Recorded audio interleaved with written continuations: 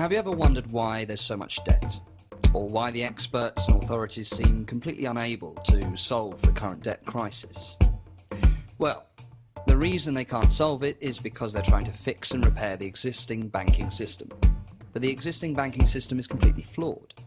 It's the existing system that has buried all of us under a massive mountain of debt.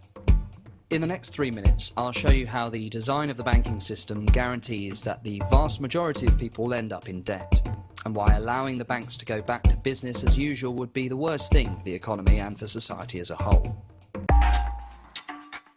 But first, where do you think all this debt came from?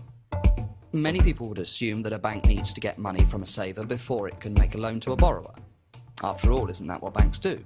Taking money from people who want to save it and lending it to businesses and people who need to borrow. Well, not exactly. Here's a fact that not many people know.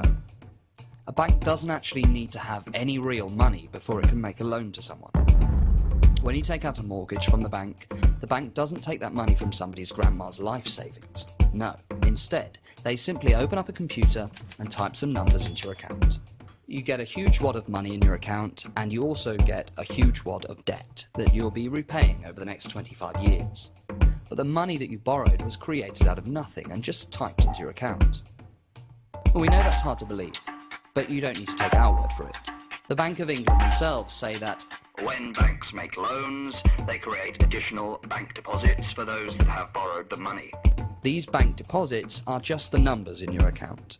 And Martin Wolf, the chief economics editor at the Financial Times, says that the essence of the contemporary monetary system is the creation of money out of nothing by private banks, often foolish lending.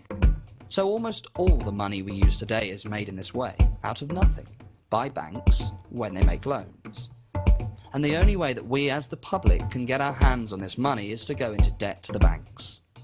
In other words, almost every pound that we need in the economy to run shops, businesses, factories, schools and hospitals must first be borrowed by us from a high street bank.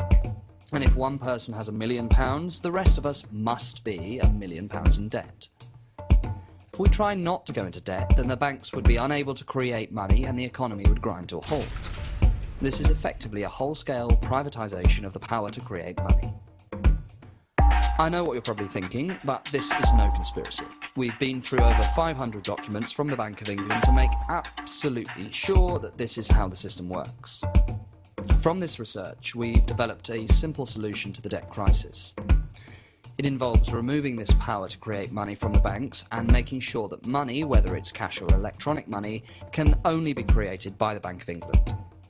Any new money would be created and spent into the economy instead of being lent by banks to people who already have too much debt. This new money would allow us collectively to reduce our total debts to the banks and help us to end the debt crisis.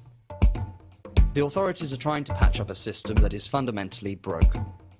If we let them continue, then we will all end up even deeper in debt.